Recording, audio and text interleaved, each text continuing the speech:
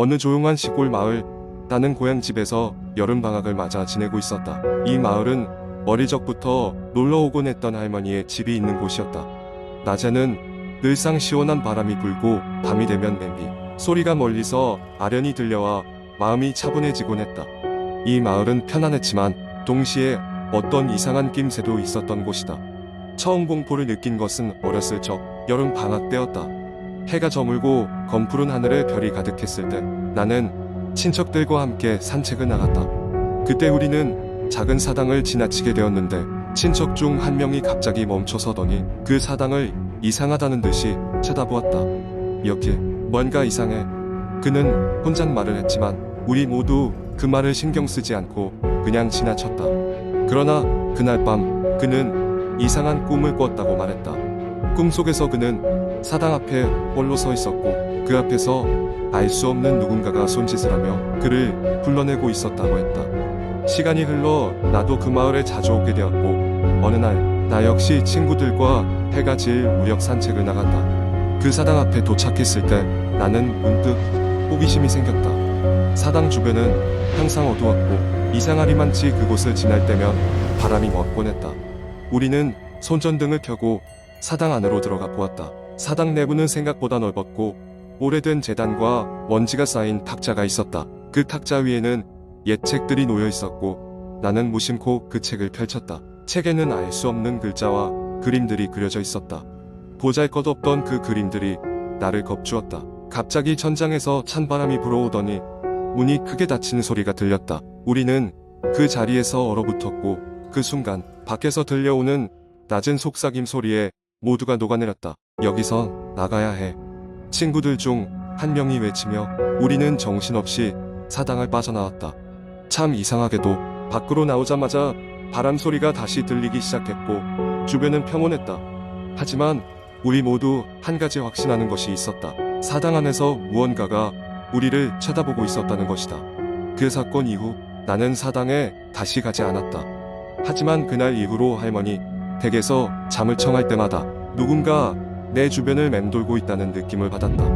늦은 밤 방 안에 걸린 그림자의 실루엣은 항상 나를 향해 있었다. 몇 년 뒤 나는 마을의 오래된 할아버지와 이야기를 나누게 되었고 그에게 그 사당의 이야기를 물었다.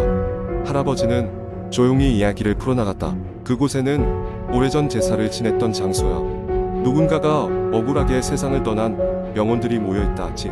그 영혼들이 아직도 무언가를 찾고 있는 거지.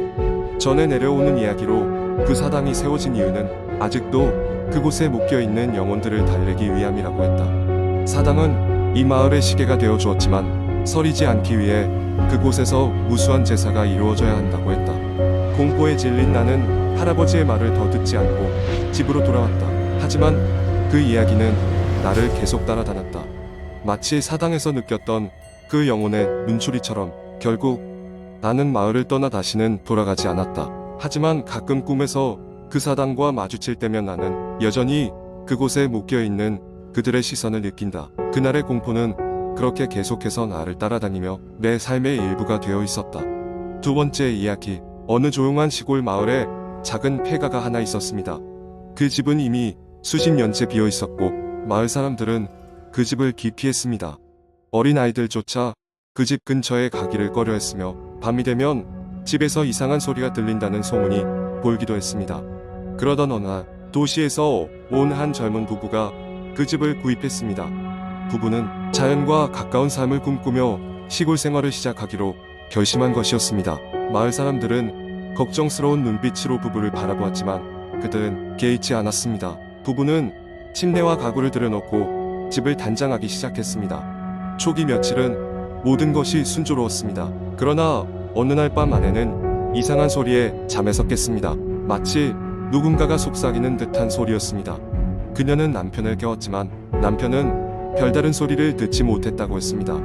그날 이후로 매일 밤같이 시작되었습니다. 아내는 점점 불안해졌지만 남편은 그녀의 불안감을 단지 환경에 적응하는 과정일 뿐이라며 안심시켰습니다.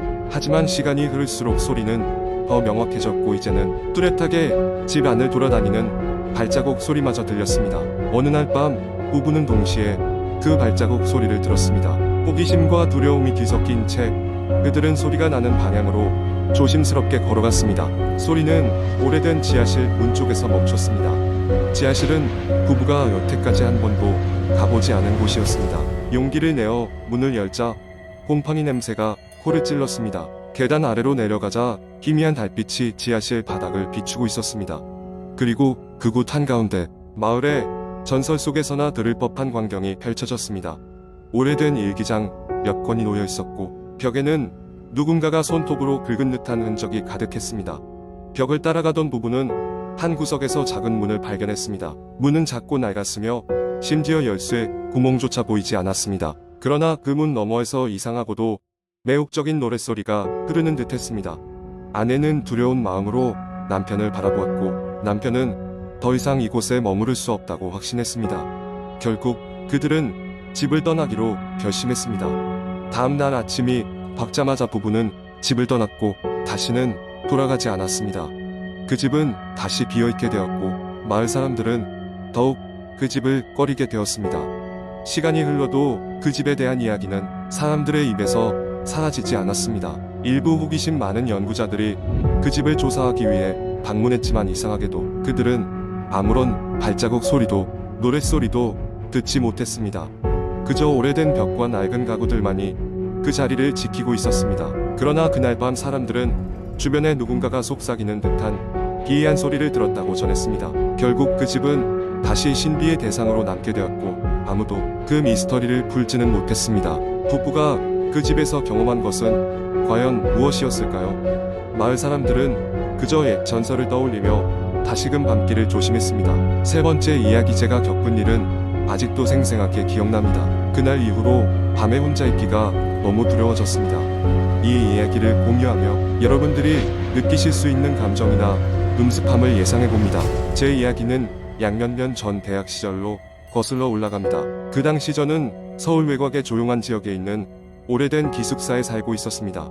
이 기숙사는 한번 들어가 보시면 이곳이 몇십 년이나 된 곳임을 단번에 알 수 있을 정도로 낡았습니다. 벽지는 색이 바래고 군데군데 벗겨진 상태였고 나무로 된 바닥은 곳곳이 삐걱거렸죠.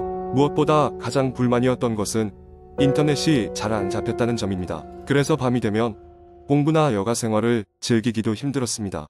기숙사에는 이상한 소문이 있었는데 3층 복도 끝에 있는 방은 몇 년 동안 사람이 들어가지 않는다는 것이었습니다. 사람들은 그곳에서 이유 없이 이상한 소리가 들린다고 수군거렸습니다. 하지만 저는 그러한 이야기를 별로 믿지 않았습니다. 그저 오래되고 낡은 건물이라 그런 소리가 나는 거겠지 생각했었죠. 저 또한 당시엔 그리 용감한 편은 아니었지만 합리적으로 생각하려고 노력하는 타입이었습니다. 그러던 어느 날 사건이 터졌습니다.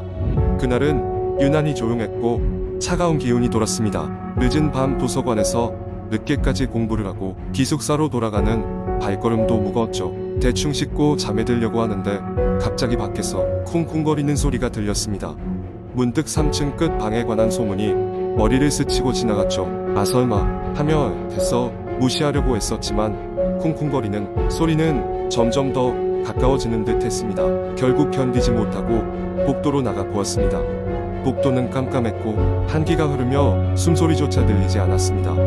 혹시나 다른 친구들이 장난을 치는 것일까 싶어 짜증을 내며 소리가 나는 방향으로 걸어갔습니다. 그 끝엔 예상대로 소문으로만 듣던 그 방이 있었습니다.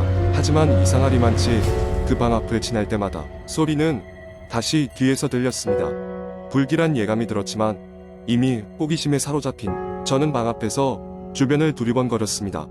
그 순간 도저히 설명할 수 없는 서늘한 기운이 저를 휘감았고 문득 여기서는 안 되겠다 싶어 뒤돌아섰습니다. 그런데 눈 돌린 방향 끝 제 방 앞쪽에서 흰 옷차림의 여자가 고개를 숙인 채 나를 보고 서 있는 것입니다. 순간 가슴이 철렁 내려앉고 심장이 멎는 듯한 공포가 한순간에 몸을 덮쳤습니다. 그 여자는 아무런 소리 없이 그 자리에 서 있었고 저와 눈을 마주친 후 서서히 다가오기 시작했습니다. 움직일 수 없을 정도로 넋이 나가 있었지만 겨우 정신을 차리고 도망치기 시작했습니다. 발에 힘이 풀리고 폐가 터질 것처럼 달려 방에 도착했을 때 급히 문을 잠그고 숨을 고르며 떨리는 몸을 진정시키려 했습니다. 뒷덜미에 닿는 서늘한 시선은 여전히 느껴졌고 문 밖에서 발자국 소리가 멈추는 소리를 듣고 나서야 조금 안심할 수 있었습니다. 하지만 그날 밤은 쉽게 잠들 수 없었고 이후로도 몇 주간 그 상황을 꿈에서 반복해서 겪었습니다. 소문으로만 듣던 이야기였지만 그날 이후로 저는 결코 그 복도 끝에 다가가지 않았습니다. 다른 사람들은 여전히 소리를 듣곤 했지만 저에게 그날의 경험은 다시 느끼고 싶지 않은 끔찍한 악몽이었습니다. 혹시나 다른 이에게도 그런 경험을 겪게 하고 싶지 않아 이 이야기를 조용히 묻어두지만 시간을 지나면서도 잊히지 않는 그날의 기억, 아직도 종종 제 꿈속에 나타나서 저를 잠에서 깨우곤 합니다. 여러분도 만약 그러한 일을 겪으신다면 그 감정을 충분히 이해할 수 있을 것 같습니다. 항상 조심하세요. 무언가가 여러분을 지켜보고 있을지도 모릅니다. 네 번째 이야기. 한국의 인터넷에는 다양한 공포 이야기가 많이 떠돌고 있습니다. 그중 하나를 길게 각색해 보겠습니다. 서울의 한 낡은 아파트 단지에는 오래전부터 전해 내려오는 무서운 이야기가 하나 있었다. 이 아파트 단지는 1980년대 초에 지어진 건물로 전성기 시절에는 인기 있는 거주지였으나 세월이 흐르며 점점 노후화되어 갔다. 그 중에서도 304호는 사람이 살지 않는 집으로 유명했다. 마을 사람들은 오랫동안 이곳에서 이상한 소리가 들린다고 수군거렸다. 낮에는 아무 일도 없지만 밤이 되면 복도에서 발자국 소리와 함께 낮은 속삭임이 들려온다고 했고, 누군가는 방문 너머로 붉은 눈이 자신을 지켜보고 있었다고 주장하기까지 했다. 이야기의 발단은 1990년대로 거슬러 올라간다. 한 가족이 304호로 이사했다. 부모와 2명의 아이로 구성된 이 가족은 처음에는 행복하게 지내는 듯 했으나 어느 날부터 모든 것이 어긋나기 시작했다. 밤마다 두 아이는 악몽을 꿨고 벽에서 이상한 소리가 들리며 물건들이 제멋대로 움직이는 일이 벌어졌다. 가족은 상황이 점점 심각해지자 이사를 결심했고 그 후 이 집은 비어있게 되었다. 몇 년 후 한 대학생이 저렴한 집을 찾다가 304호로 이사왔다. 그는 귀신을 믿지 않았고 아파트에 대한 소문도 단지 미신이라며 흘려남겼다. 그러나 그도 밤이 되자 이상한 소리를 듣기 시작했다. 복도에서 나는 발자국 소리, 누군가 자신의 방을 두드리는 소리, 불빛이 깜빡이는 등 이상 현상이 그의 주위를 괴롭혔다. 어느 날 밤 그는 문 밖에서 자물쇠가 돌아가는 소리를 들었고 겁에 질려 경찰에 신고했지만 정작 경찰이 도착했을 때는 아무도 없었다. 그는 결국 2달을 견디지 못하고 방을 떠났다. 인터넷 커뮤니티에는 이 아파트에서 있었던 많은 이야기들이 올라왔다. 가장 유명한 이야기 중 하나는 인터넷 방송을 하던 BJ가 실제로 304호에 들어가서 라이브 방송을 시도한 사건이었다. 방송 초반에는 아무 일도 없었으나 1시간이 지나자 문이 저절로 열리고 닫히는 현상이 포착되었다. 물건이 굴러다니고 갑자기 화면에 비치는 그늘 속에서 형체가 있는 듯한 모습을 여러 시청자들이 목격했다. 방송은 도중에 멈췄고 BJ는 이후 며칠 동안 연락이 되지 않다가 다른 지역에서 발견되었다. 그는 그곳에서 있었던 일에 대해 단 한마디도 하지 않았고 이후 이 일을 완전히 접고 다른 일을 하고 있다고 알려졌다. 사람들은 이 아파트에서 무슨 일이 있었는지, 왜 이 집이 그렇게 많은 일을 겪게 되었는지 정확히 알 수 없다.